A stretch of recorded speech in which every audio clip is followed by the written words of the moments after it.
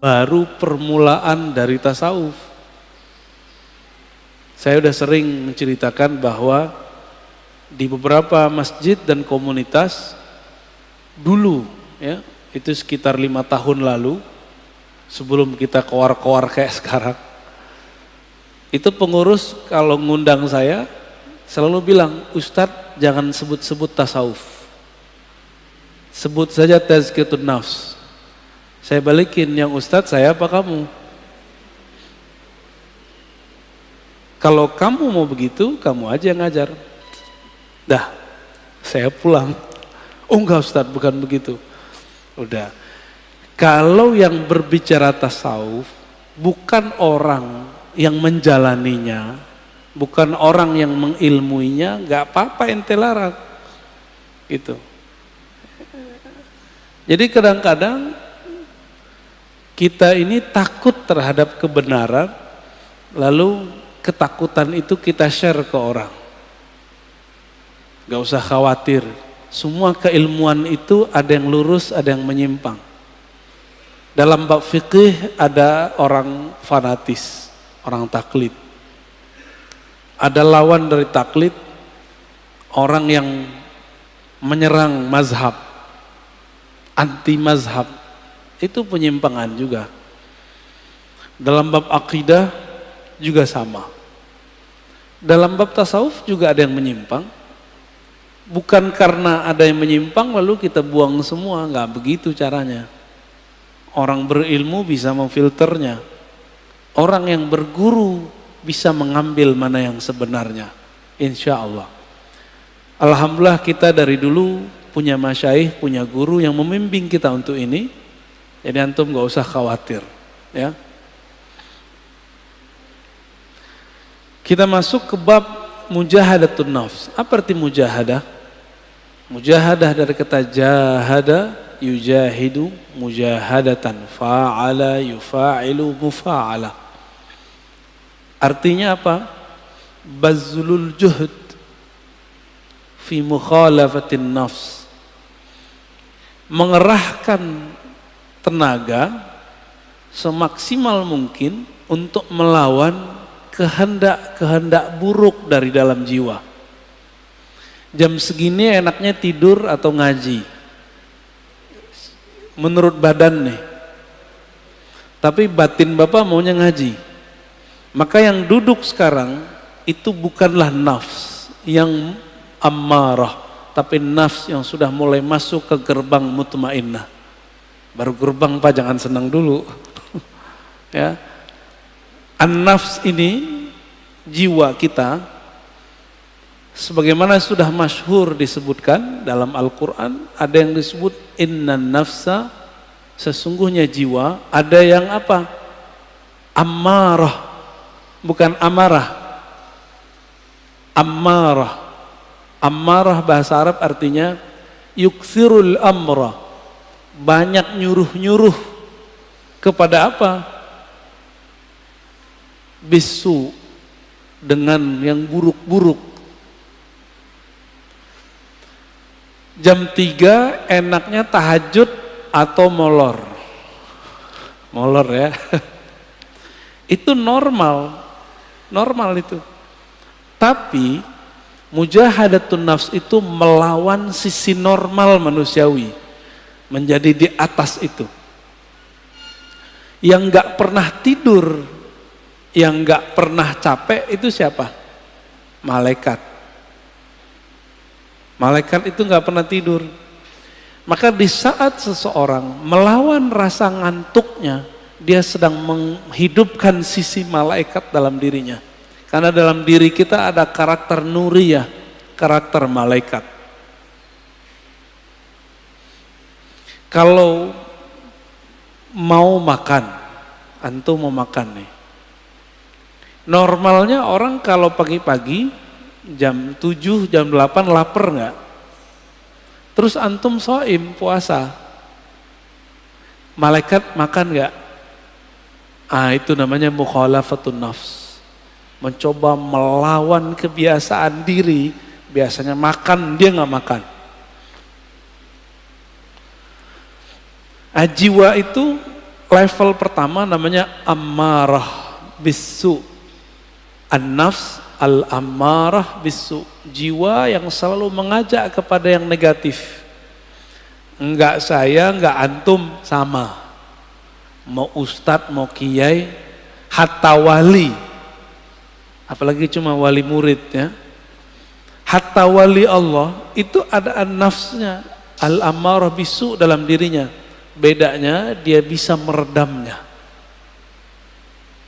Jadi jangan dikira para wali itu selamat juga dari an-nafs al-ammarah. Dia ada dalam dirinya, namun Allah mengizinkan untuk meredamnya. Ciri-ciri an-nafs al-ammarah, ide-idenya untuk berbuat yang rendahan itu lebih banyak daripada yang tinggi, yang bernilai. Keinginannya untuk berbuat yang buruk lebih banyak daripada keinginannya melakukan kebaikan. Nah, itu ammarah bisu. Bahkan ammarah bisu ini lawan dari nafsul mutmainnah. Dia menjadi agen-agen maksiat. Kalau ada dia, maksiat tambah seru. Itu ammarah bisu. Sebenarnya itu diri kita sendiri ya. Jadi jangan dilihatkan ke orang, itu kita sendiri. Kalau dia agak baik dikit, dia menjadi an-nafs al-lawwamah. Jiwa yang lawwamah. Apa arti lawwamah? Lama yalumu lauman. Mencela. Lawwamah yang banyak mencela dirinya.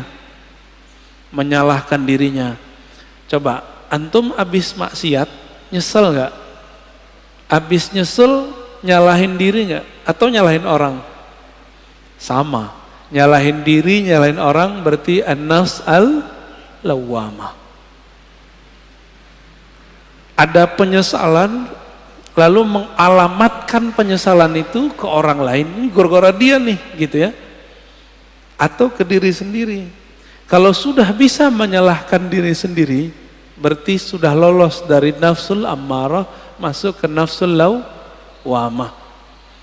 Dari nafsul lawwamah sudah di ujungnya. Karena sudah bisa memandang bahwa diri kita lah yang bermasalah. Ciri-ciri nafsul lawwamahnya belum bisa disembuhkan. Kalau maksiat, kalau salah, selalu menyalahkan orang.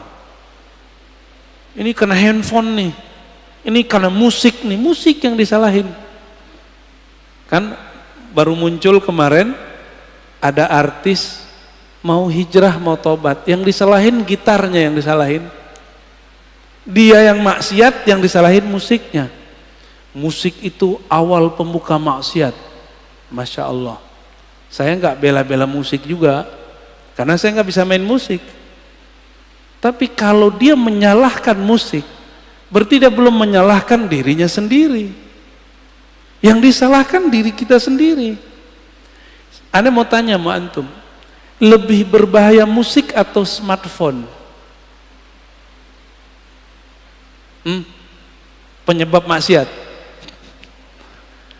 Lebih banyak maksiat yang ada di smartphone yang antum pegang itu atau musik? Cuma karena dia kena musik, banyak lawan jenis yang suka sama dia, lalu dia tergoda, yang dia salahkan musiknya. Ada kok orang main musik gak tergoda, malah gak laku-laku juga ada. Jadi gagal karena belajar tazkiyatun nafsnya tidak benar. Belajar tazkiyatun nafsnya ala hawa nafsu yang baru. Jadi belajar tasawufnya tidak dengan cara ulama ahli tasawuf, tapi dengan cara ulama yang mengharamkan tasawuf. Akhirnya begitu jadinya. Ya, terjadilah yang antum tonton beberapa bulan ini. Rame nggak? Rame. Ya. Berarti ada yang masalah dalam dirinya, ada masalah dalam gurunya. Karena tidak bisa mengarahkan. Jika engkau ingin menyalahkan orang, salahkan diri sendiri. Kita kalau maksiat nggak usah salahkan orang. Kita yang masalah. Baik. Nafs berikut apa? Udah lawamah naik ke mulhamah. Fa'alhamaha fujuraha wa taqwaha. Setelah Allah menyempurnakan jiwa, maka Allah mengilhamkan kepada jiwa bahwa di dalam dirimu hai jiwa ada fujur dan takwa. Ini banyak yang salah terjemah ayat, dikira Allah lah yang membisikkan kepada jiwa keburukan dan kebaikan. Bukan, coba perhatikan ayatnya. Fa'alhamaha fujuraha. Lalu Allah mengilhamkan, memberitahukan kepada jiwa sifat buruknya ini loh, dan takwaha, sifat baik kamu ini. Bukan terjemahannya Allah lalu membisikkan supaya dia berbuat baik atau berbuat buruk, nggak begitu ya. Ini ada fi di dalamnya. Fa'alhamaha fujuraha wa taqwaha. Ada satu riwayat yang masyhur di kitab-kitab, cuma sayang setelah diteliti Imam Suyuti, Imam Ibnu Jauzi, riwayatnya dhaif. Tapi maknanya sahih. Sesuai dengan ayat-ayat ini. Bahwa dahulu kala awal Allah menciptakan nafs jiwa. Ini riwayat didhaifkan. Emang dhaif, setelah saya teliti dhaif. Tapi riwayat ini saya masukkan ke Israiliyat. Kalau masuk ke Israiliyat kita boleh cerita. Ya. Tatkala Allah menciptakan nafs, lamma khalaqallahu nafs.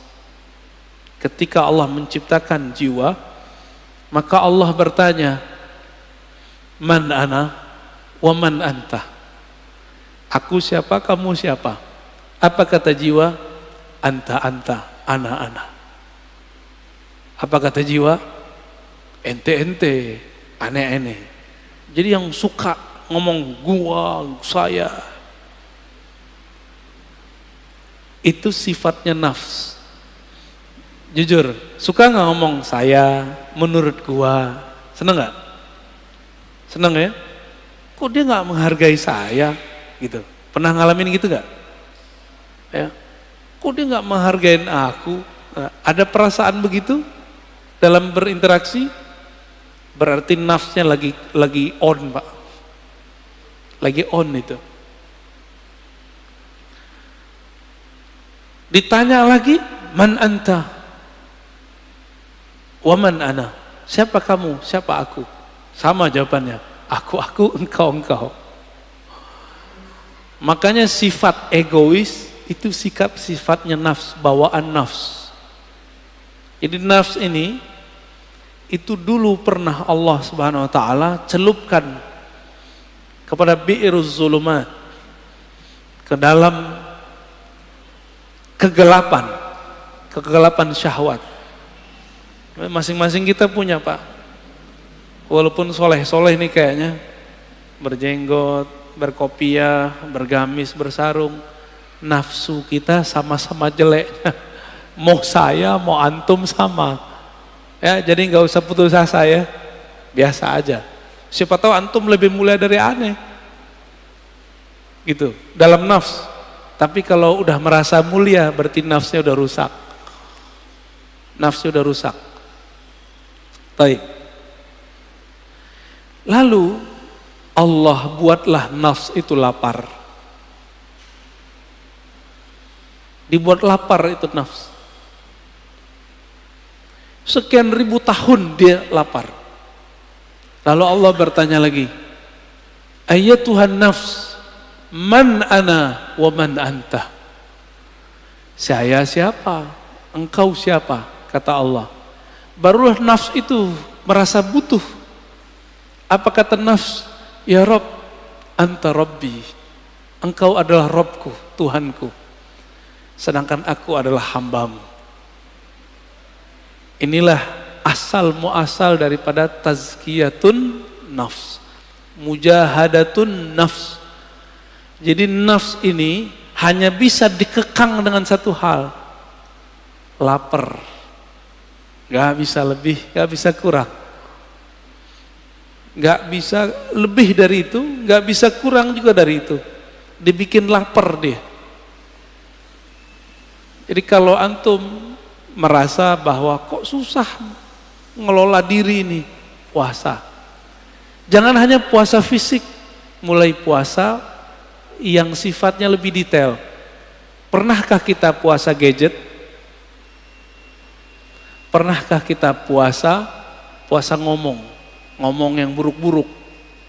Jangan puasa ngomong gak ngomong sama sekali. Puasa tidak ngomongin orang, bisa gak? Pernahkah kita puasa tidak memikirkan dunia? Syekh Abdullah Faiz Ad-Daghestani An-Naqsyabandi itu kalau beliau terpikir dunia, beliau tobat mandi wajib. Mandi tobat. Ada orang begitu, Pak? Kalau kita baru bangun tidur ingat dunia gak? Nyari handphone. Bener. Antum bangun tidur gak nyebut nama Allah? Allah cemburu. Untung masih dikasih nyawa bangun subuh. Alhamdulillahirabbil alamin. Baik. Itu an-nafs al-mulhamah. Allah ngasih tahu kepada jiwa di dalamnya ada fujur, kekejian, kehinaan, syahwat yang meledak-meledak, dan juga ada taqwaha, ada nilai baiknya. Maka sampai nanti, sampai kita mati, ini gak akan selesai. Walaupun sudah naik jadi nafsu mutmainnah. Maka jangan pernah merasa aman dari diri kita. Saya gak pernah merasa diri saya aman. Apalagi udah sok-sok suci, doain orang lupa doain diri sendiri. Aku doakan kalian husnul khotimah, dia lupa sama dirinya sendiri. Baru tobat dari musik, udah sok menggurui orang lain. Dia belum tobat daripada egonya. Baru hijrah beberapa bulan, udah berani menggurui orang lain. Lupa menggurui dirinya. Lalu melihat orang lain yang melakukan hal masa lalu dia dengan pandangan hina. Kita agak sedih dengan orang-orang begini, ya. Sedih dengan diri kita sendiri. Kok kita mau juga nonton orang begitu? Ya. Baik. Inilah gerbang mulhamah. Jika dia sudah mengenal sisi buruknya dan juga mengenal sisi baiknya. Kira-kira kalau orang berakal ngikutin yang mana? Karena dia sudah tahu di dalam dirinya ada sisi buruk, dia tidak menyesali putus asa kalau terjebak pada maksiat. Emang dari sononya udah begitu. Fa'alhamaha fujuraha wa taqwaha. Memang karakternya nafs ini begitu. Dia mengikuti yang rendah-rendah, fujur. Ada yang halal, maunya yang haram. Emang begitu kita. Maka Bapak Saudara makan Allah, kalau kita sudah tahu, coba lihat filosofinya. Kenapa Allah tidak pertama kali mengatakan fa'alhamaha taqwaha wa fujuraha? Tapi yang dimulai apa? Fujur dulu baru taqwa. Walaupun secara bahasa Arab wow itu artinya setara, tapi secara makna apa kata Imam Syafi'i? Ibda bima bada'ahu Allah. Imam Syafi'i itu kalau ketemu ayat susunan, maka beliau mengatakan mulailah memperhatikan dari mana Allah memulai. Itulah rahasianya, bahwa orang itu pasti muncul dulu fujurnya, kekejiannya. Jangan-jangan saya lebih keji daripada antum, kan nggak tahu juga. Jangan-jangan yang berbicara ini lebih hina daripada yang mendengarkan. Tapi jangan putus asa. Allah itu ngasih tahu bahwa diri kita hina. Kalau kita terjebak, jangan putus asa. Kita punya sisi yang takwa. Disebut tobat. Gitu.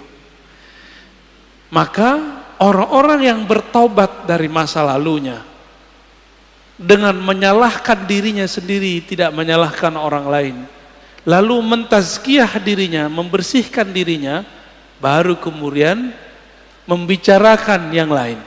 Orang ini sudah mulai naik ke makom berikutnya, an-nafs al-mutmainnah, jiwa yang tenang. Lalu bagaimana cara supaya jiwa itu bisa dibersihkan? Maka kita katakan mujahadah itu nama sekolahnya, kurikulumnya namanya tazkiyatun nafs. Bisa bedain.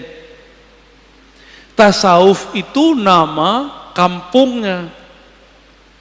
Jadi tidak ada namanya tazkiyatun nafs kalau tidak bertasawuf. Nggak akan ada, Pak. Oh, ini sudah ada sebelum tasawuf. Iya, tapi itu spiritnya tasawuf. Tazkiyatun nafs itulah yang disebut dengan taubah. Tazkiyatun nafs itu disebut dengan taubat.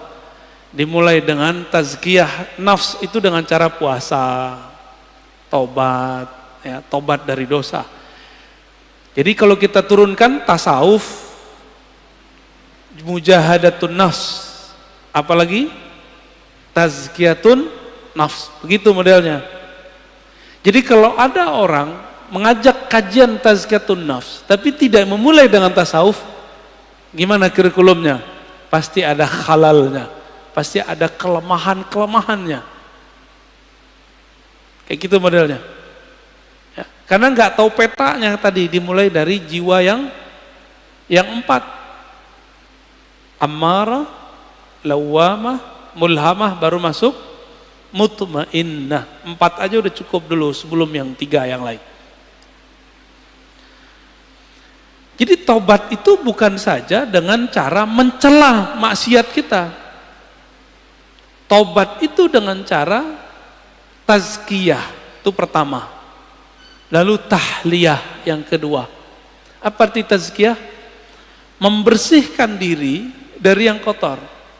Kita kalau mau sholat, tubuh kita kotor, kita langsung sholat atau mandi dulu? Mandi itu namanya tazkiyatun nafs. Mandinya orang-orang maksiat, tobat. Supaya simbol dan maknanya nyatu, maka ada namanya mandi tobat. Nah, pernahkah kita mandi tobat? Maka mulai pagi ini, coba Bapak sekali sehari niat kalau mandi itu mandi tobat. Mau ngamalin? Ya. Jadi ketika kita mandi, kalau mandi tobat berani nggak pakai celana? Maka pakai kain basahan. Kecuali antum bukan mandi tobat, pakai kain basahan atau pakai celana kita mandi. Cara mandinya gimana? Mulai dari wudu, lamain di kaki, siram kaki kita dulu. Udah siram kaki, mulai pundak, baru kepala. Niatkan, ya Rob, ampuni dosaku. Jadikan dosaku hanyut seperti hanyutnya daki-daki di badanku dengan air ini. Dalam hati kita ngomong. Itu cara mandi tobat. Dulu mandi tobatnya cuma diajarkan di surau-surau, zawiyah-zawiyah. Ini sekarang kita bagiin aja lah, ya. Lama amat antum mau jadi orang bener. Kita juga lama menjadi orang bener. Dulu harus ngaji dulu. Nah, sama-sama belajar bener kita, ya. Mau ngamalin ya? Sama-sama kita amalkan mandi tobat. Bid'ah itu Ustaz, ya makan aja tuh bid'ah itu. Ini udah diamalkan banyak ulama. Dari mana dalil mandi tobat? Teman-teman, orang masuk Islam mandi nggak? Dianjurkan mandi nggak? Bener. Maka ada mandi dari kafir masuk Islam. Dari situ ulama kita ngambil, kita sudah Islam, melakukan maksiat, udah tahu lebih gede nggak dosanya? Lebih gede dosanya. Maka secara batin lebih kufur. Masuk lagi ke ranah iman, kita mandi lagi. Dari situ dalilnya. Ya. Jadi mandi tobat bukanlah bid'ah, mandi tobat adalah sesuatu yang lebih sunnah daripada mandinya orang kafir masuk Islam. Orang kafir masuk Islam wajar, dia tadinya kafir, sekarang masuk Islam. Kita ini sudah Islam, tapi melakukan kerjaan orang-orang kafir. Lebih kufur nggak? Lebih wajib nggak kira-kira mandi tobatnya? Menurut saya itu lebih wajib, ya. Coba mandi tobat. Ini amalan para wali Allah. Para wali Allah itu teman-teman, sahabat-sahabat karena Allah, amalan intinya itu tobat. Tobat itu adalah praktek tazkiyatun nafs. Ini ada orang ngaji tazkiyatun nafs tapi nyalahin ini, nyalahin itu nggak benar tazkiyatun nafsnya. Kalau mau jadi diri kita benar, orang lain benar, mulai dari tobat. Tobat itu isinya apa? Muhasabatun nafs wa nadmuha. Menghitung-hitung kesalahan diri lalu menyesalinya. Maka Nabi berkata, an-nadamu taubah. Hadis sahih. Yang disebut tobat itu kamu menyesali. Bagaimana mungkin menyesalinya kalau tidak pernah menghitung kesalahan diri sendiri? Pernah nggak ngitung kesalahan kita? Yang ada kita ngitung kesalahan orang, kesalahan gitar, kesalahan musik, musik lagi yang disalahin, orang teman lagi yang disalahin. Itu di luar nggak ada. Minum khamar, itu tua, kalau nggak diminum nggak masalah kan? Masalahnya antum minum itu aja. Baik. Tasawuf dalamnya apa? Mujahadatun nafs. Dalamnya lagi apa? Tazkiyatun nafs. Inti tazkiyatun nafs apa? Taubat. Ciri-ciri orang tobat, dia suka mencari kesalahan dirinya sendiri, bukan kesalahan orang lain, apalagi kesalahan kelompok lain. Paham? Apalagi kesalahan thariqat lain, manhaj lain. Kalau di dunia kerja, ciri-ciri orang yang sudah tobat, pribadi tobat, dia kalau ada kesalahan dalam pekerjaan tim, tidak suka menyalahkan kawannya, tapi dia suka menyalahkan dirinya sendiri. Makanya kemudian prinsip-prinsip agama ini sudah menjadi sistem dalam perusahaan-perusahaan. Ada namanya report, benar. Report, laporan. Laporan harian, laporan mingguan, laporan bulanan, laporan tahunan, benar. Itu namanya muhasabah. Jika orang-orang sekarang bekerja untuk dunia pakai prinsip tobat, kenapa untuk akhirat tidak menggunakan prinsip tobat? Jika ada perusahaan tidak menggunakan sistem report, kira-kira dia punya kemajuan nggak masa depan? Nggak ketahuan dia maju. Dia ngerasa maju tapi nggak maju-maju. Samalah kira-kira begitu.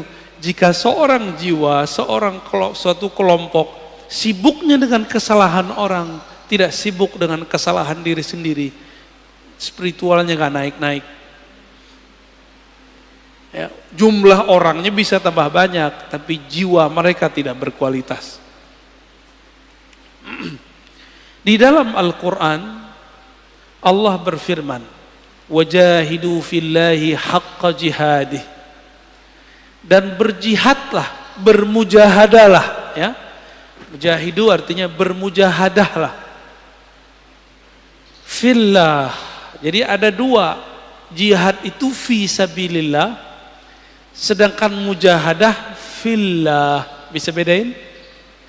Jihad di jalan Allah. Kita sedang memperjuangkan agama Allah, itu jihad fi sabilillah. Tapi kalau kita sedang melawan diri sendiri, itu namanya jihad fillah. Jihad mengalahkan diri, memenangkan Allah, itu namanya surat, ya. Surat Al-Hajj ayat 78. Ini dalilnya kita. Kalau orang bertanya dalil, apa dalil mujahadatun nafs? Ini dia.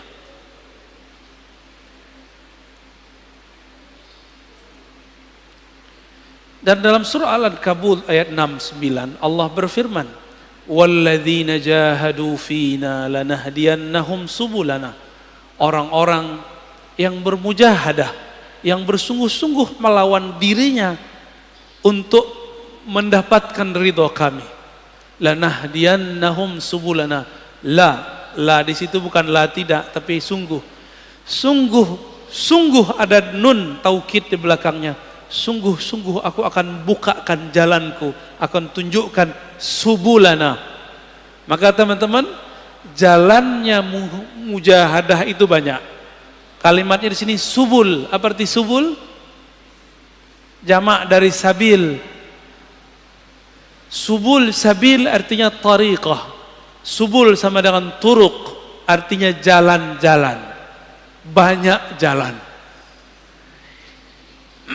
Berarti jalan untuk memperbaiki diri itu lebih dari satu, tidak hanya satu tariqah, bisa banyak tariqah.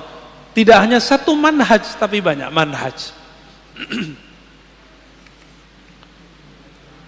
Adapun ayat yang mengatakan la tattabi'us subul, jangan ikuti jalan-jalan, itu maksudnya jalan kemusyrikan. Adapun kalau sudah masuk ke dalam Islam, di situ banyak metodologi. Ini dia. Jadi kenapa thariqah itu banyak? Beda sahabat, beda thariqah.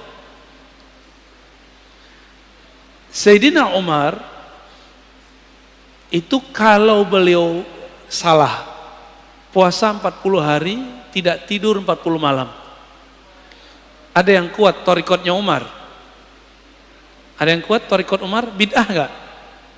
Pernahkah Nabi mengajarkan kepada Umar, "Hai Umar, puasalah kamu 40 hari, janganlah tidur 40 malam." Ada enggak dalilnya? Pernah enggak Nabi ngomong? Enggak. Umar dapat 2 ayat ini langsung dipakai. Maka Umar itulah dalilnya, dan itu ada di Sahih Bukhari. Jadi 40 mujahadah, 40 khalwat, puasa siang hari, tidak tidur malam hari, bukan berarti itu over, bukan. Itu thariqahnya sahabat. Ini kita baru zikir 5.000 udah disebut riya. Ya. Kita baru kemudian gak tidur malam hari disebut berlebihan. Umar tiap malam gak bisa tidur. Karena dia merasa bersalah kepada Rasulullah sallallahu alaihi wasallam. Ilmu tazkiyatun nafs ini hanya ada di thariqah sufi. Sekarang banyak orang menyerang thariqat sufi. Kira-kira bisa benar gak dirinya?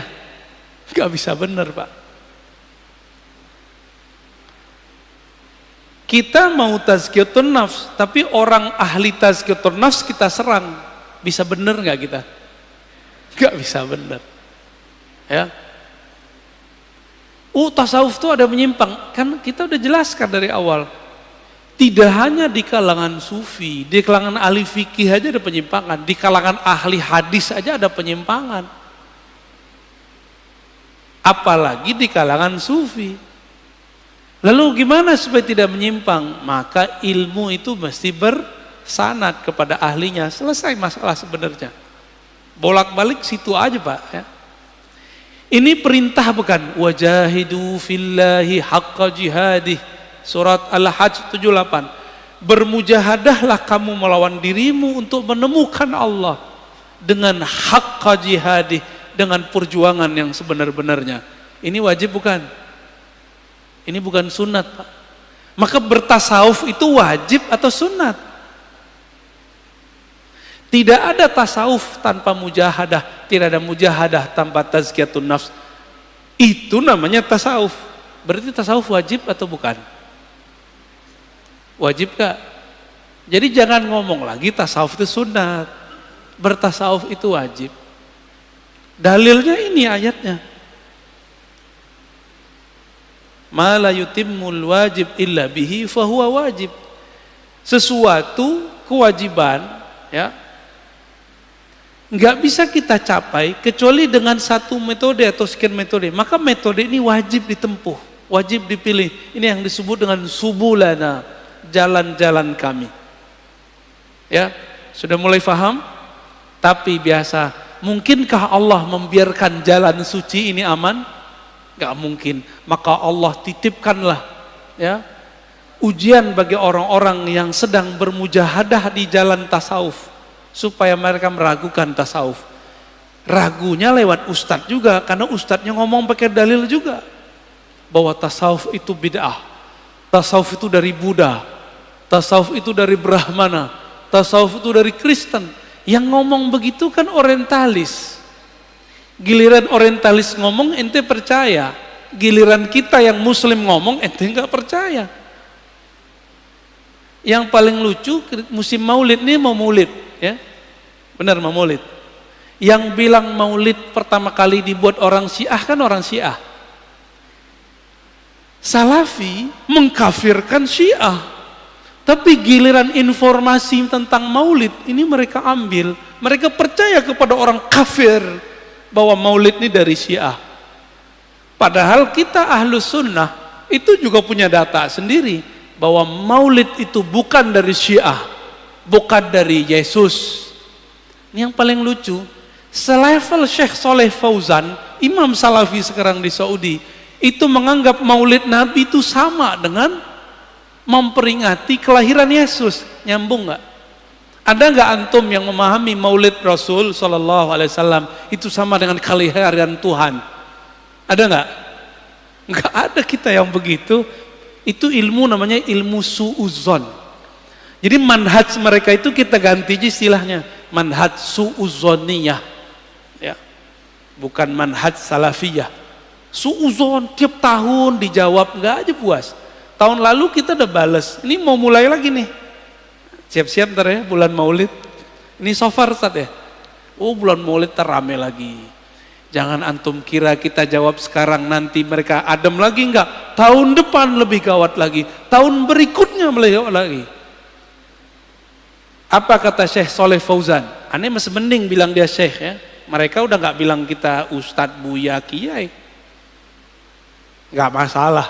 Kita nggak mau dianggap sama mereka. Kita mau dinilai oleh Allah Subhanahu wa Ta'ala.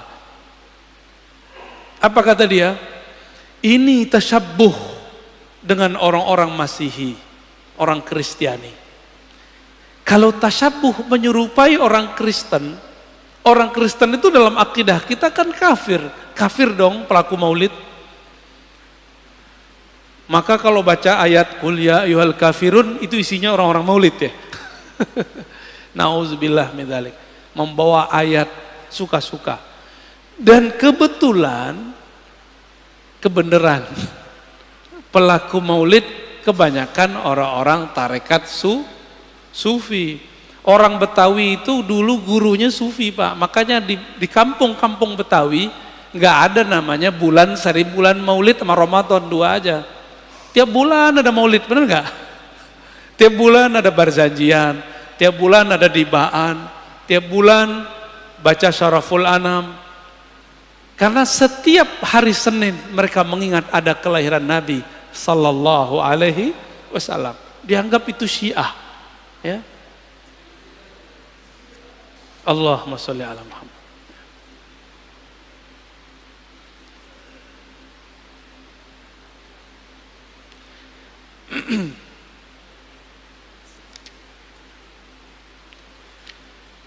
Tadi saya sudah hantarkan bahwa jiwa kita awalnya adalah an-nafs al-ammarah bisu, mengajak kepada keburukan. Tapi karakter jiwa qabiliyatun litaghyir. Jiwa ini bisa dilatih. Allah tadi melatih jiwa pakai apa? Pakai puasa, benar. Maka coba antum latih jiwanya dengan puasa. Masalahnya orang kayak kita ini mau coba latih diri sendiri, sukses nggak? Antum mau coba-coba latihan sendiri, sukses nggak? Orang mau nulis aja harus ada gurunya. Hebat amat antum ketika mau melatih diri sendiri tapi tidak punya guru.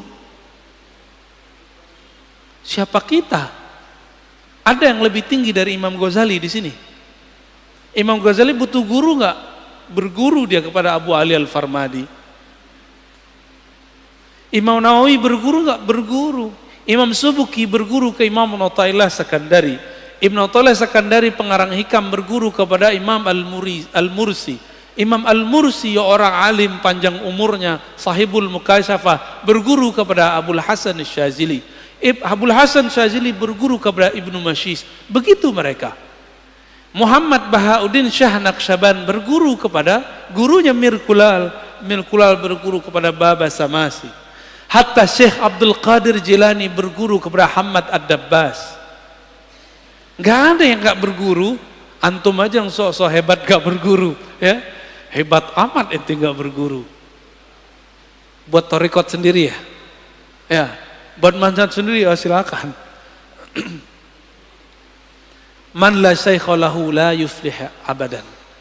Siapa yang tidak berguru tidak akan pernah sukses selamanya. Siapa yang belajar bahasa Inggris gak berguru gak akan sukses berbahasa Inggris. Siapa yang tidak berguru untuk bahasa langit, dia tidak akan bisa berbicara dengan bahasa langit. Itu bahasanya ya, horornya kira-kira begitu. Malaikat itu kan makhluk langit. Jika karakter mereka mau kita pinjam, maka ini bahasa-bahasa mereka kita harus pahami.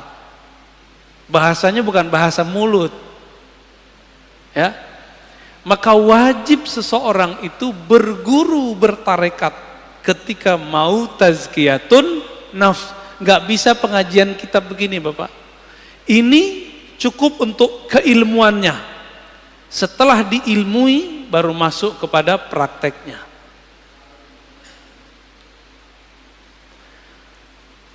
Beda orang, beda masalah.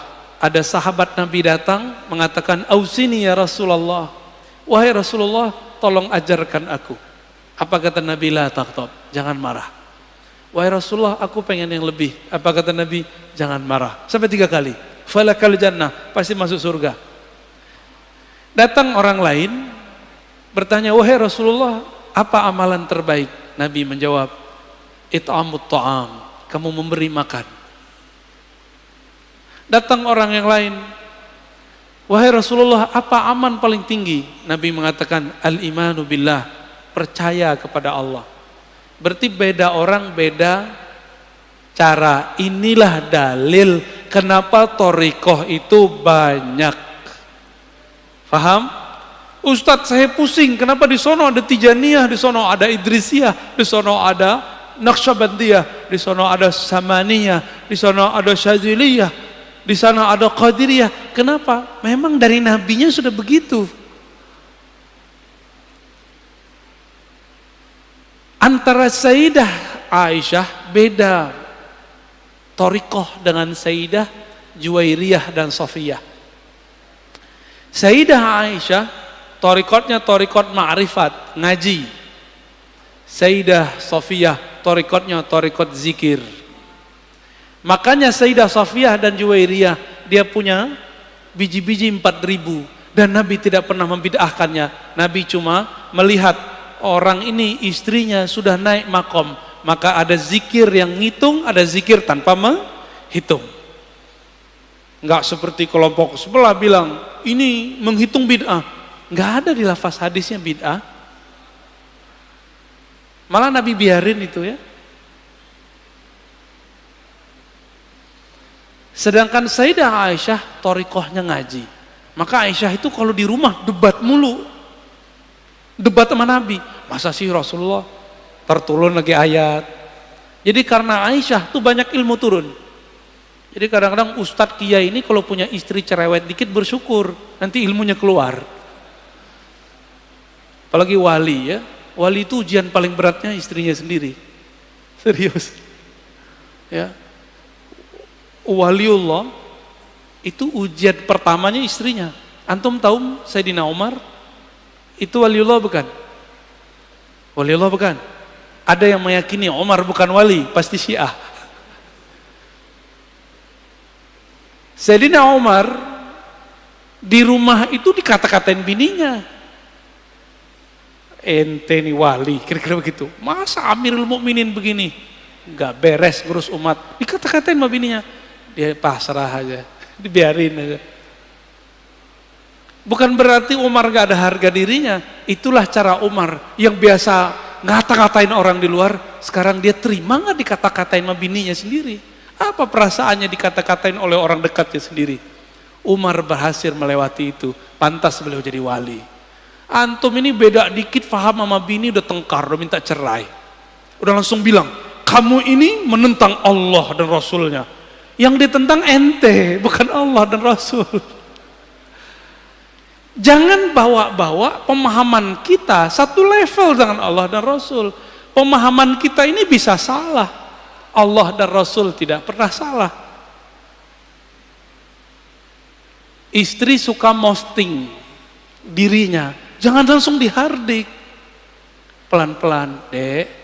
Setiap nikmat itu pasti ada yang iri. Kamu begini ntar ada yang iri, urusan dia. Ntar lama-lama pasti ada yang ngecengin tuh cewek, ya, istri kita tuh, atau pasangan kita, atau adik kita, atau teman kita. Nanti dia sadar sendiri. Lama-lama pelan-pelan aja. Kamu kalau tidak take down itu foto, video, saya jatuhkan talak 1. Gak begitu caranya. Gak begitu caranya. Allah aja pelan-pelan mendidik nafs. SP1, ya kan? Wahai nafs, wahai jiwa, aku siapa, engkau siapa? Sampai yang ketiga baru dididik, dikasih ancaman. Gak dikasih makan. Begitu caranya ya. Jadi jangan main SP aja baru ngaji berapa kali. Baru santri kilat, belum santri beneran. Udah belagu aja kayak santri ya. Antum belajar torikotnya sih bagus, antumnya nggak bagus. Jangan bawa-bawa kemurnian torikot itu menjadi standar kita. Ya. Man zayyana zahirahu bil mujahadah hassanallahu sarairahu bil musyahadah. Guru Imam Abul Qasim Al-Kushairi namanya Abu Ali Ad-Daqqaq. Abul Qasim Kushairi ini punya murid Abu Ali Al-Farmadi. Abu Ali Al-Farmadi punya murid namanya Ghazali dan Yusuf Al-Hamadani. Yusuf Al-Hamadani umurnya panjang, ilmunya sama dengan Ghazali. Yusuf Al-Hamadani punya murid namanya Imam Abdul Khaliq Ujudawani, melahirkan nanti Thariqat Naqsyabandiyah di Uzbek. Di Baghdad dia punya murid Abdul Qadir Jilani, muridnya mendirikan Thariqat Al-Qadiriyah. Makanya Qadiriyah Naqsyabandiyah ini gak boleh tengkar Pak, ini saudaraan, karena syekhnya ke atas ketemu. Ya, kakek gurunya namanya Abu Ali Ad-Daqqaq menurunkan sebuah rahasia. Kenapa kita mesti mujahadah? Man zayyana zahirahu bil mujahadah. Siapa yang menghiasi dirinya, menyibukkan dirinya yang zahir. Yang zahir ini puasa, banyak rukuk sujud, banyak tobat, banyak menempa diri jiwanya. Maka Allah akan sempurnakan, indahkan sirnya. Hassanallah sarairahu bil musyahadah. Allah akan bukakan jiwanya dengan menyingkap sesuatu tentang dirinya. Dan syukur-syukur sampai kepada musyahadah, memandang kepada nama Allah, fiil perbuatan Allah, sifat Allah. Syukur-syukur Allah tunjukkan ihsan bertemu dengannya. Maka orang-orang yang tidak sibuk mendidik dirinya karena dia tidak punya guru, orang-orang ini tidak akan pernah sampai kepada Allah. Kenapa? Mikir, ini antum kalau nggak punya guru, mandang zikir 100 aja lama. Tapi kalau punya guru, jangankan 170.000 aja dijabanin. Coba aja kalau punya guru. Sekarang coba sebut zikir 70.000, kebayang berat nggak? Jangan dengan 70.000. Kita bilang zikir ya pagi sore 1000, antum pasti langsung kabur. Ya, tidak boleh ikut kajian saya kecuali paginya dan sorenya zikir 1000. Pasti nggak ada yang datang. Atau doang. Ya. Itu zikir. Nah, nanti ada bab setelah ini, insya Allah di bulan depan kalau umur kita panjang. Pengurus mintanya 2 kali. Tapi kalau 2 kali sayanya nggak kuat ya. Semoga nanti ada waktu. Nanti ada bab tentang zikir. Jadi jangan langsung ke zikir, mujahadah dulu diri baru masuk ke zikir.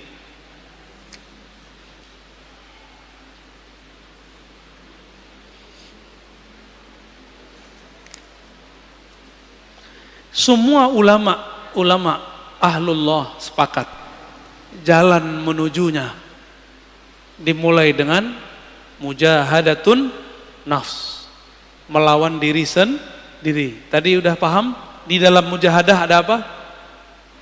Tazkiyatun nafs. Dalam tazkiyatun nafs ada apa? Taubat. Maka at-taubah bidayatut thariq ilallah. Taubat itu spirit dari tazkiyatun nafs, adalah awal dari membuka jalan menuju Allah. Siapa yang tidak mulai dari jalan ini, maka dia tidak akan sampai kepada Allah. Mata tolong hati-hati hijrah. Hijrahlah fikrah dengan pemahaman yang benar. Hijrahlah mazhab dengan mazhab yang sahih. Hijrahlah thariqah. Dari thariqah nyalahin orang, serang nyalahin diri sendiri. Dari thariqah memandang aib orang, memandang aib diri sendiri. Disebutkan di kitab ini bagian terakhir yang mau kita katakan. Orang yang di dalam dirinya masih ada aib, pasti memandang orang lain dengan aib. Ini rumus. Man kana fi nafsihi aibun yara fi ghairihi aiban. Siapa yang melihat dirinya, yang tidak melihat dirinya punya aib, yang tidak sadar ada kesalahan dalam dirinya, pasti dia akan menyalahkan yang lain. Maka saya ini banyak aib, makanya saya masih sering nyerang kelompok sebelah ya. Tapi kita kenapa nyerang kelompok sebelah? Karena kita diserang bertubi-tubi setiap hari, setiap saat. Maka ini wajib hukumnya, karena hukumnya difa'un nafs, memperjuangkan pemahaman kita yang kita terima dari masyayikh yang bersanad kepada Rasulullah. Insya Allah bukanlah aib. Menurut antum aneh ketika Rod mengkritisi kelompok sebelah yang mengkafir-kafirkan pelaku tawassul, yang membid'ahkan amalan kita, menurut antum itu sibuk dengan aib orang atau gimana? Enggak, saya tidak meniatkan itu. Saya ketika menanggapi kelompok yang menyalah-nyalahkan ulama kita, saya meniatkan untuk memperkuatkan diri kita dan jamaah kita.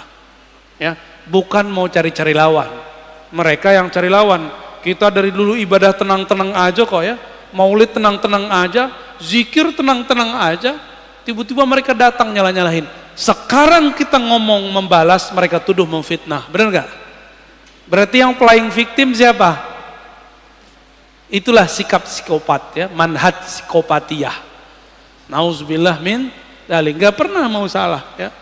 Enggak pernah melihat diri ini bermasalah. Baik, cukup Ustaz. Dah. Dan teman-teman, di ujung kita katakan tidak ada orang yang aman. Kenapa? Karena qalbu hamba baina isba'ain min asabi'ir rahman, di antara jari-jari Allah. Kalau ini jari kan bebas-bebas mau diapa-apain. Maka jangan pernah merasa sok suci. Ya. Setiap hari antum harus menuduh diri sendiri, bukan menuduh orang lain. Maka ciri-ciri orang yang sudah lolos tazkiyatun nafs level 1, dia sudah mulai menuduh, jangan-jangan aku nih yang masalah. Ya. Maka di akhir beliau mengatakan, apa kata beliau? Al-mujahadah aslun min usulit thariq as-sufiyah. Mujahadah itu adalah pokok ajaran sufi. Wa man haqqaqal usul nalal wusul. Siapa yang membaguskan usulnya, pokoknya, dia akan tangguh cepat sampai kepada tujuannya. Wa man tarqal usul hurimal wusul. Siapa yang goyang pondasinya, usulnya, pokoknya, dia tidak akan pernah sampai. Biarlah mesin mobil kita ya mesin lama, yang penting jalan, daripada mesin baru nggak pernah jalan. Biarlah mobil tua tapi dia bertahap ya, bertahap sampai, daripada mobil bagus tidak pernah diajak berjalan ya. Maka tubuh ini mari diajak mujahadah. Mulai hari ini mujahadah, zikir pagi, zikir sore, cari guru, cari syekh mursyid yang bisa mendidik jiwa kita, yang dia juga tidak pernah menyalahkan orang lain, yang dia fleksibel seperti Nabi. Jika orang ini datang diajarkan dengan zikir A, Jika orang ini datang zikirnya A tapi jumlahnya tidak sebanyak B. Jika orang ini datang kemudian beliau pun lebih fleksibel. Begitulah ciri-ciri al-mursyid kamil mukammil. Dia bisa memahami muridnya, bukan pengen dipahami muridnya. Wassallallahu ala Muhammad. Fadhal. Bismillahirrahmanirrahim. Alhamdulillahirrahmanirrahim. Terima kasih Buya atas materinya. Alhamdulillah. Mudah-mudahan dapat menambah wawasan keislaman kita di pagi hari ini dan bisa mengamalkan kita di kehidupan sehari-hari. Kita masuk ke sesi tanya jawab, Buya. Ada yang bertanya, yang pertama, antara hawa nafsu itu duluan mana, Buya, yang diciptakan oleh Allah? Dan perbedaan hawa dan nafsu itu apa, Buya? Itu yang pertama. Yang kedua, apakah ayat Quran surah Al-Fajr yang potongannya ya ayyatuhan nafsul mutmainnah irji'i ila rabbika radiyatan mardiyah, apakah ayat ini termasuk salah satu doa, Buya? Iya. Hawa itu artinya kecondongan. Hawa artinya kecondongan. Kecondongan negatif dari jiwa disebut hawa nafs. Maka orang yang menahan jiwanya supaya tidak condong, bahasa Arabnya nahan nafs. Wa man nahan nafsa anil hawa. Siapa yang menahan hawanya, kecondongannya kepada yang buruk dari dalam jiwa. Jadi hawa ini mengarah kepada fujur. Apa arti fujur? Kekejian. Siapa yang mampu mengendalikannya, maka bagi dia surga. Surga itu isinya ketenangan-ketenangan. Coba rasakan puasa, waktu berbuka senang nggak?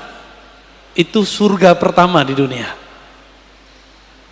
Ya, antum yang tahajud malam tadi bahagia nggak? Antum yang bisa subuh pagi ini itu lebih bahagia daripada orang yang tidak subuh pagi ini. Itulah surga yang Allah dahulukan, surga yang lebih awal Allah dahulukan. Ayat ya Tuhan nafsul mutmainnah itu bukan doa, tapi bisa jadikan sumber doa. Disebut hizib. Hizib itu artinya doa-doa berdasarkan ayat. Wahai jiwa-jiwa yang tenang. Jiwa itu tenang nggak mungkin kecuali dengan mujahadah. Nggak mungkin dia tenang kecuali dimujahadahin. Ya. Maka jika ada guru tidak mujahadah, muridnya mujahadah, muridnya sampai, gurunya nggak sampai-sampai. Ya. Itu banyak kejadian begitu ya. Lagi. Cukup?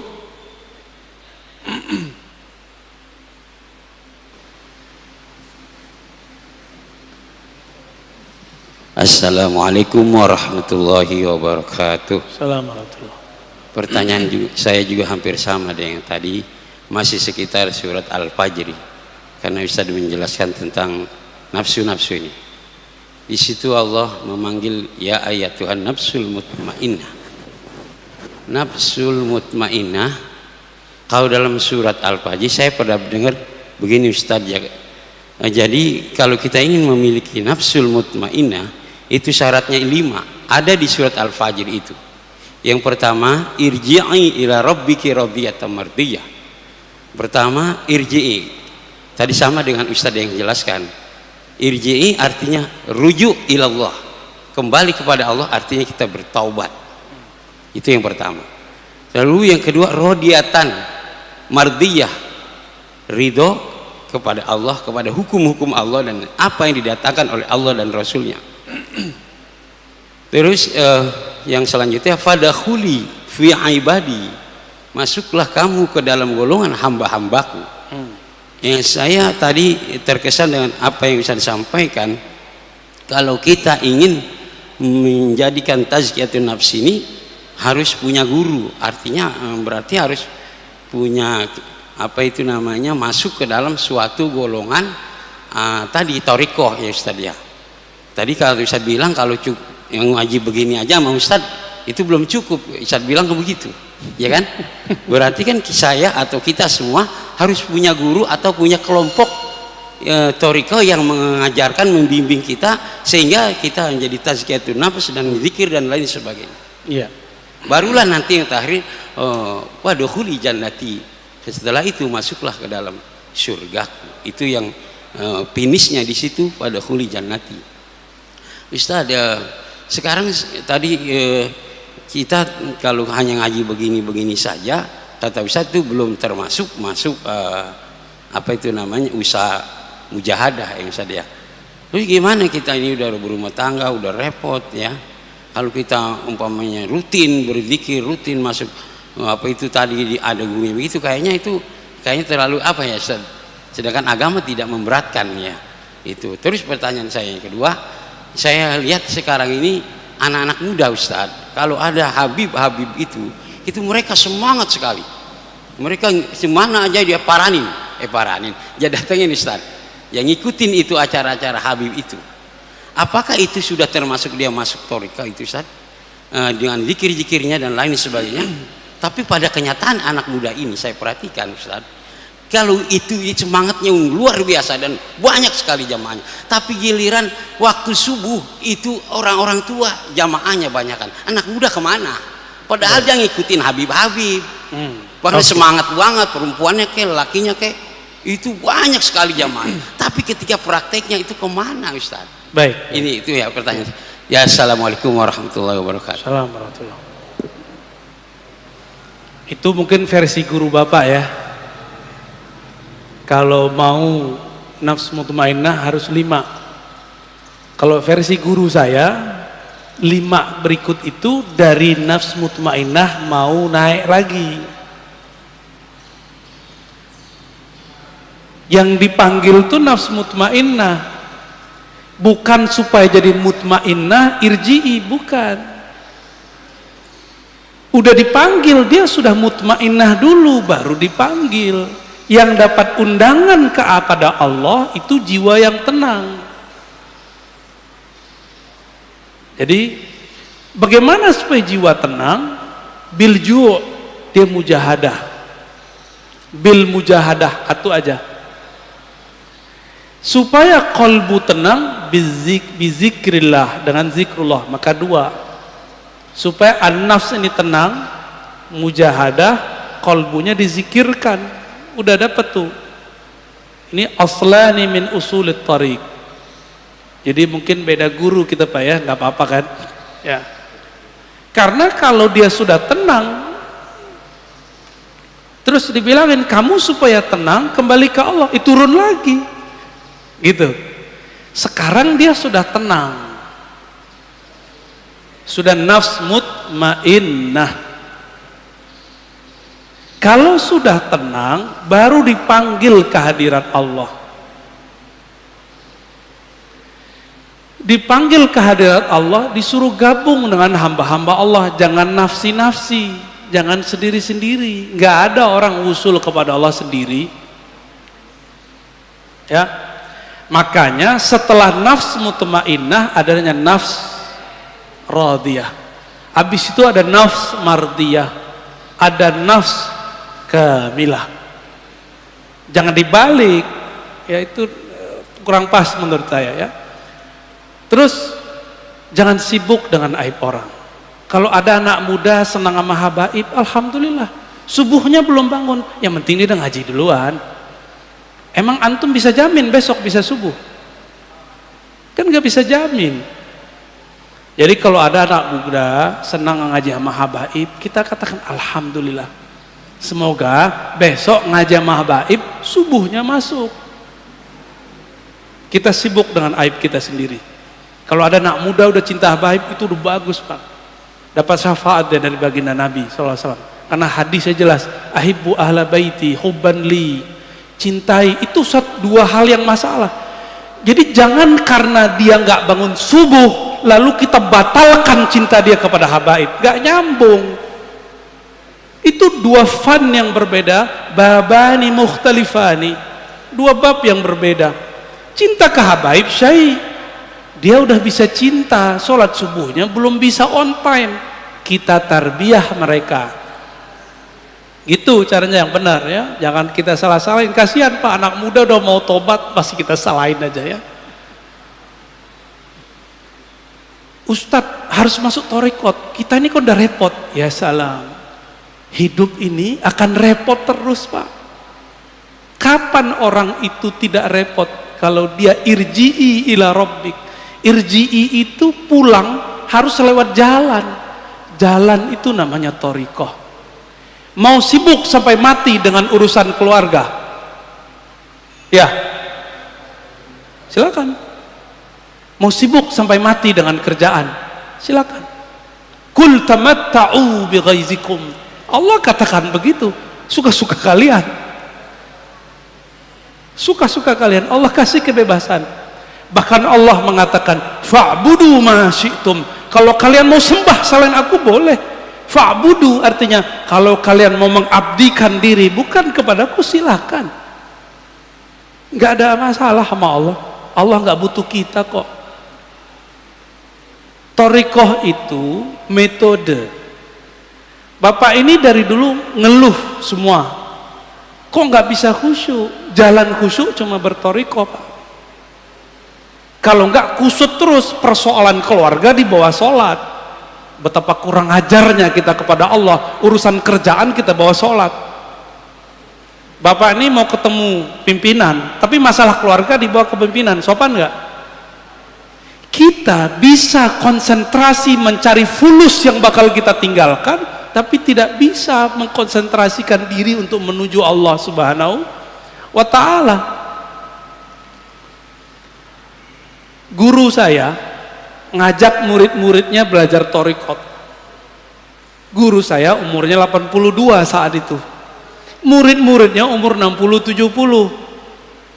Udah ngaji dari umur 25-an. Apa kata guru saya? Ayo belajar torikoh yuk. Jawaban yang umur 70 apa? Nanti aja Pak Kiai kalau udah tua. Lah, dia nggak ngeras tua Pak. Kita akan sibuk di rumah Pak Kiai. Buya, kita sibuk di rumah.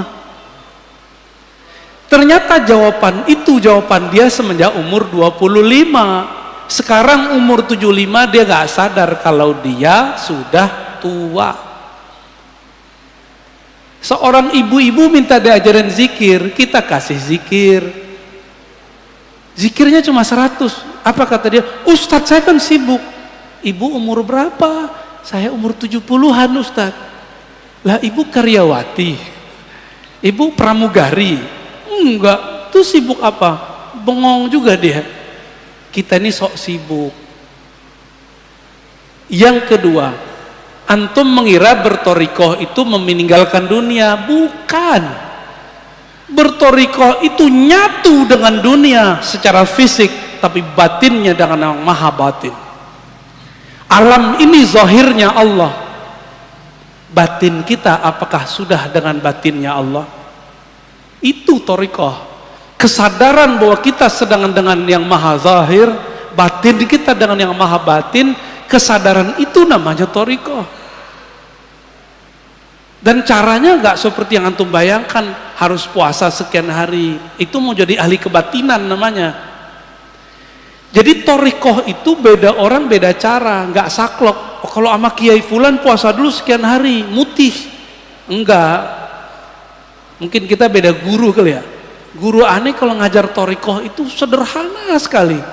Dilihat kita masih kecil, umur 13 tahun, diajarin zikir yang ringan-ringan. Kamu zikir ini anak, dia pagi sore. Tapi setiap kali saya zikir saya hilang Pak.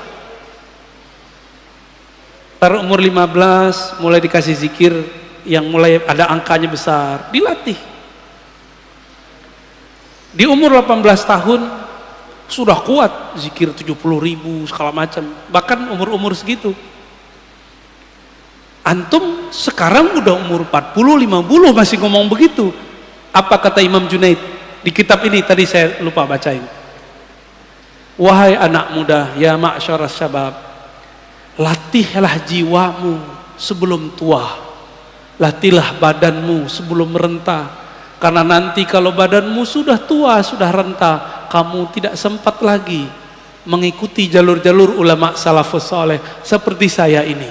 Itu Junaid tiap malam nggak bisa tidur, tahajud mulu, dia nggak bisa tidur. Kalau tidur, dia kemudian menghukum dirinya. Nggak berlebihan, itu biasa untuk Junaid.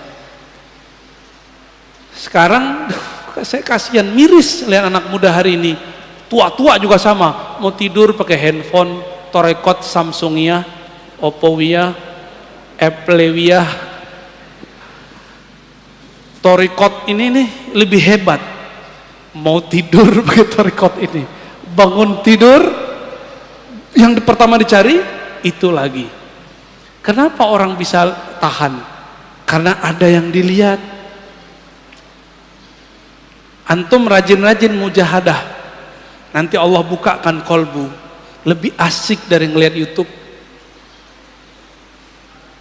Namanya mukasyafah, musyahadah, lebih asik dari baca kitab, lebih asik. Semoga sampai. Cukup ya? Ada lagi? Ya udah ya. Udah banyak minta pulang Pak. Ya fadal terakhir ya.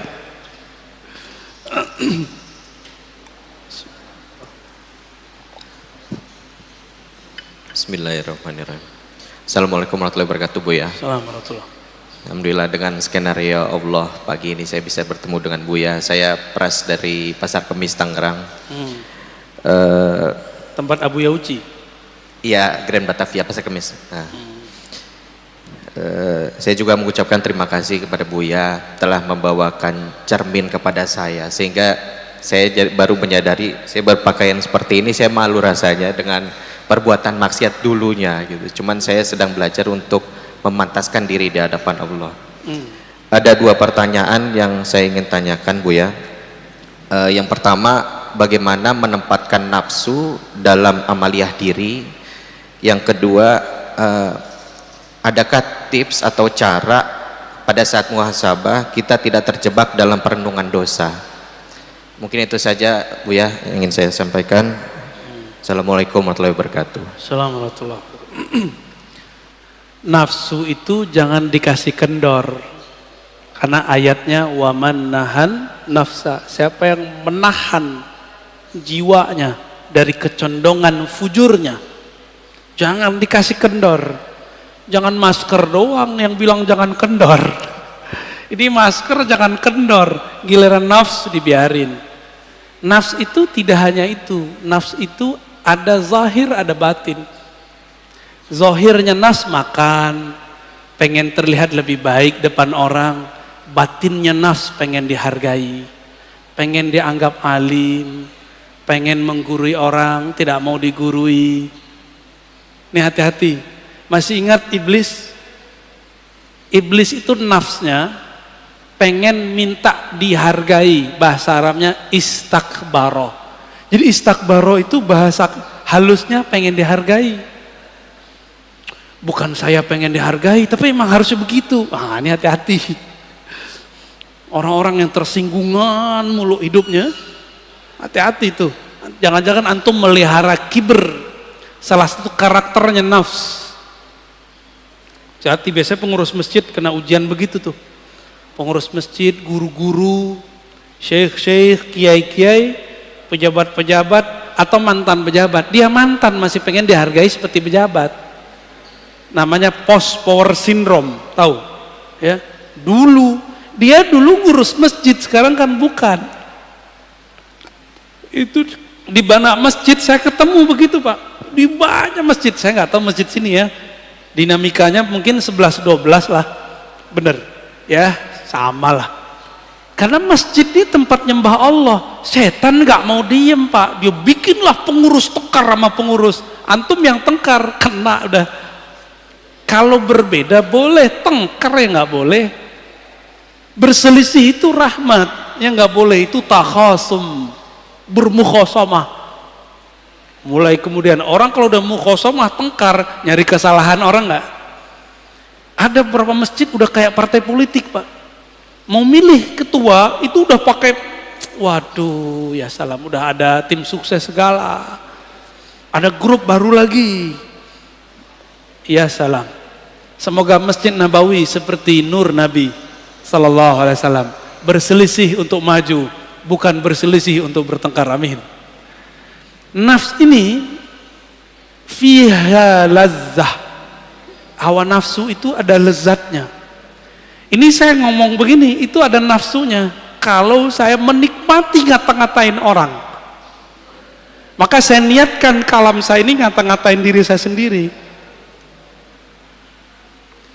Pahit loh Pak ngatain diri sendiri itu. Enggak enak banget ngata-ngatain diri sendiri itu. Maunya dia mau ngata-ngatain orang mulu. Enggak mau muhasabah diri, maunya menghisap orang mulu. Itu karakter kita, itu karakter nafs itu. Berarti antum sudah bagus tuh pertanyaannya. Saya gitu ya, dengan pakaian begini merasa nggak pantas. Emang nggak pantas Pak.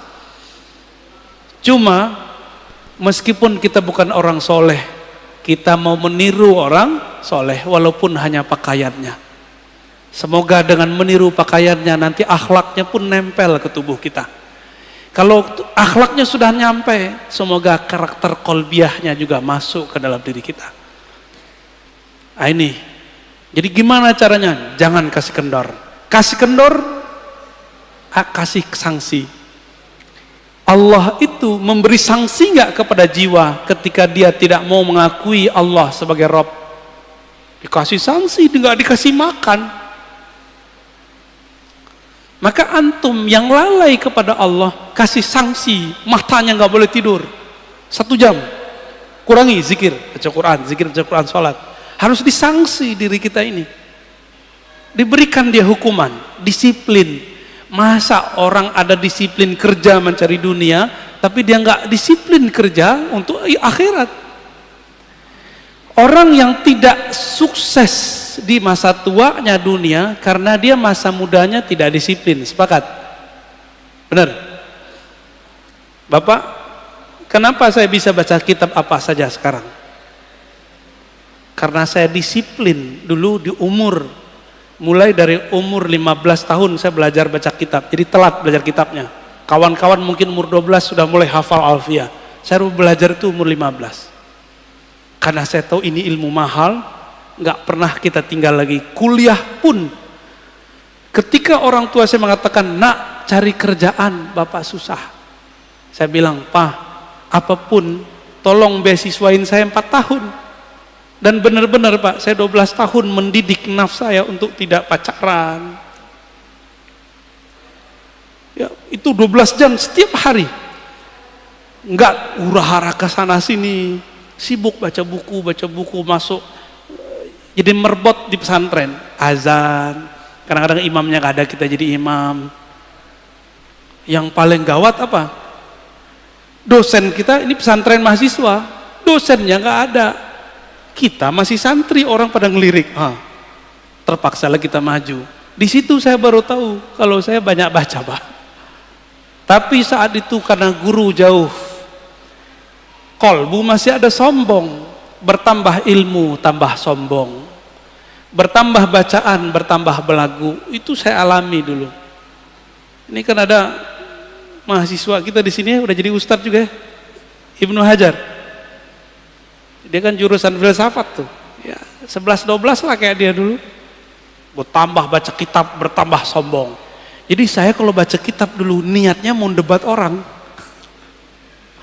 Serius Pak. Jadi kalau baca ngapal hadis, saya niatin untuk debat salafi. Kalau baca kitab akidah, mau ngelawan Syiah, liberal. Kalau baca kitab filsafat, mau ngalahin orang-orang yang sok-sok ngomong filsafat. Bener-bener dulu. Gak ada yang bener. Kenapa? Di kolbu ada kibir. Di dalam jiwa ada karakter sombong yang belum dibenerin. Ketika bertambah sholat, bertambah sombong. Inilah yang terjadi pada orang baru hijrah jadi ustadz. Dirinya belum diberesin, apalagi mu'alaf. Bertahun-tahun dia makan haram. Sekarang mu'alaf dikasih panggung, nggak mau jadi santri. Sedangkan serigala, hewan ternak, hewan buas yang ada dalam dirinya belum dididik. Jadi tazkiyatun nafs ini, kalau bahasa guru saya dulu, saya masih ingat Syekh Maulana Muhammad Nuruddin Al-Khalidi An-Naqsyabandi, lalu Syekh Hasan Basri Jalil Al-Qadiri As-Samani, apa kata mereka? Tazkiyatun nafs itu sama dengan mendidik anjing galak dalam hatimu, dalam jiwamu. Kamu itu sama, bahkan lebih jahat daripada anjing. Saya digitu-gituan sama guru saya dulu. Kamu itu lebih nakal daripada babi, lebih jorok otaknya, seksnya daripada babi, lebih sombong daripada monyet, lebih sombong daripada binatang-binatang buas. Itulah kamu, lebih nyala daripada anjing. Sekarang jadikan dia kerangkeng dia. Itu yang disebut dengan khalwat. Jadi berkhalwat itu untuk itu, Pak. Apa yang lakukan orang khalwat? Puasa, zikir, sholat, kurangin melek, kurangin ngomong, kurangin mikir, banyakin zikir. Tapi harus dengan ilmu, harus dengan syekh mursyid yang alim, alim ilmu nafs. Kalau nggak terhalu, ngaku jadi Tuhan kayak Ahmad Musodek, atau ngaku jadi nabi ya. Ahmad Musodek jadi nabi dia. Itu prestasi orang Betawi, Pak. Ada nabi dari orang Betawi satu ya, lumayan. Nabi ke-26. Taib, terjawab ya tentang nafs. Udah. Apa yang kedua tadi?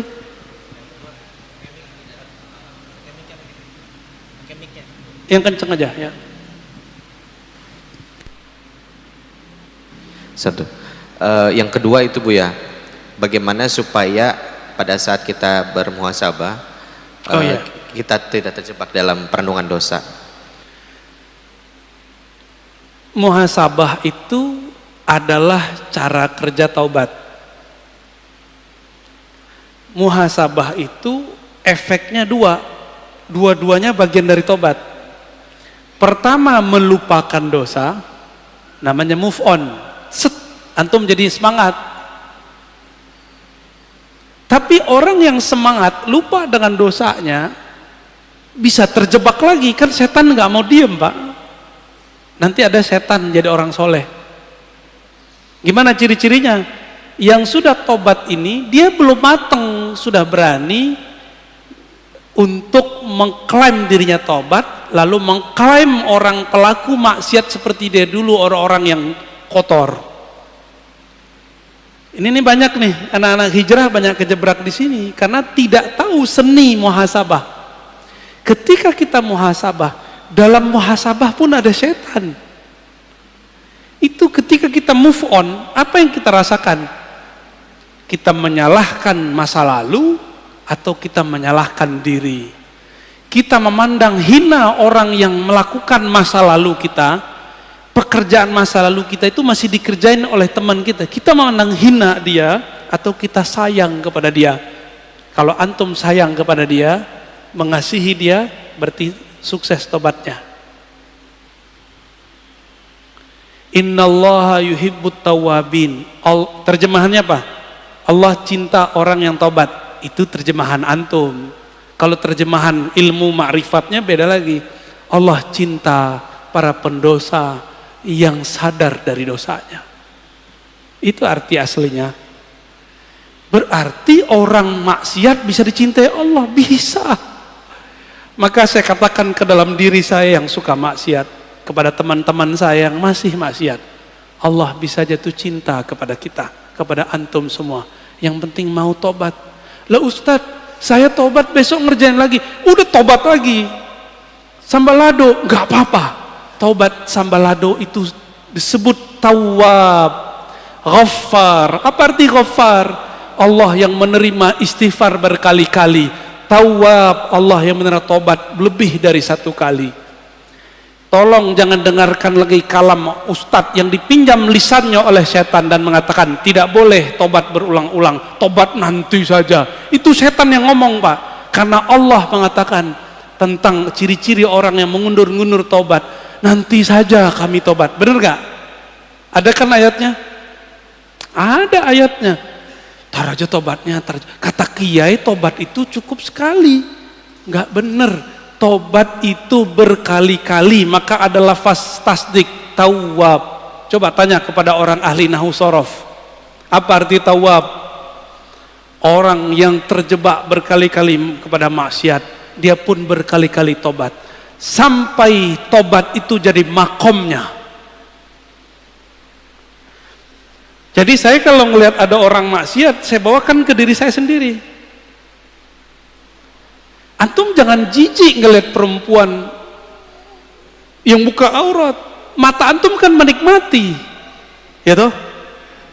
Jujur tuh, yang senyum-senyum tuh jujur tuh, ayo senyum. Pada bengong kan? Itu kita munafik ke dalam diri kita sendiri. Coba sesali ya Arab, aku mengatakan orang itu hina, tapi aku menikmatinya. Gawat gak? Kita jijik katanya, benci melihat orang buka aurat, tapi mata antum tuh gak bisa lari dari dia. Bisa nggak mata kita lari dari orang cantik, bening, buka aurat? Nggak bisa. Antum nggak ghadul basar di depan orang. Antum bisa ghadul basar depan masyarakat, depan teman. Di rumah buka Instagram bisa ghadul basar nggak? Saya nggak yakin. Jangan sok suci. Maka karena kita ini nggak ada yang benar utuh, makom pertama yang mesti kita buka adalah makom taubah. Ya. Pribadi yang suka tobat. Jadi orang yang tobat itu level pertamanya move on, lupa sama dosanya, tapi dia tidak membenci pelakunya.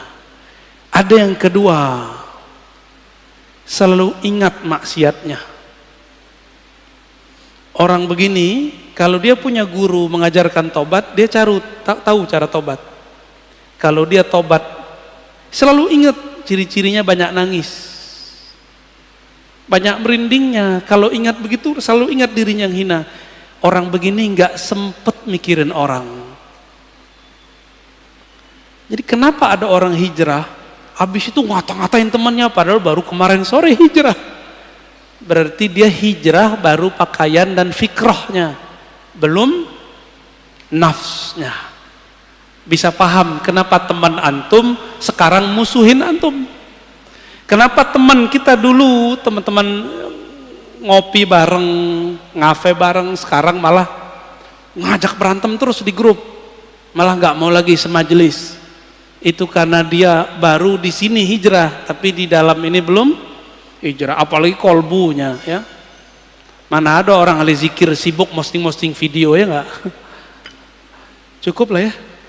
Baik teman-teman, cukuplah ayat ini. Waman jahada fina lanahdiyannahum subulana. Mau sampai kepada Allah, mujahadah. Bisa mujahadah sendiri? Tidak. Maka ikutlah mujahadah orang yang sudah sukses mujahadah. Disitulah perlu bertorikoh. Maka torikoh perlu direvisi, diinovasi setiap masa, walaupun namanya sama. Torikohnya Naqsyabandiyah, tapi ada revisi di dalamnya. Zikirnya nggak perlu direvisi, tapi metode mujahadahnya direvisi, qadiriyahnya direvisi. Jangan kaku bertorikot. Bukankah Syekh Abah Anom juga merevisi? Bukankah Syekh Ahmad Khatib Sambas juga merevisi? Dari 2 torikot digabung jadi 1. Bukankah Abul Hasan Syazili juga merevisi? Bukankah Imam Maulana Khalid An-Naqsyabandi juga merevisi 5 torikot? Bukankah Syaziliyah Darqawiyah juga merevisi? Semua mereka merevisi. Tapi kok nyampe sekarang torikot jadi kaku, orang-orangnya jadi saklek, berarti ada yang tidak beres dalam keilmuan bertorikoh. Maka ambillah ilmu ini dari orang berilmu, jangan dari orang yang tidak berilmu. Wassallallahu ala Muhammad, subhanakallahumma wa bihamdika asyhadu an la ilaha illa anta astaghfiruka wa atubu ilaik. Assalamualaikum warahmatullahi wabarakatuh.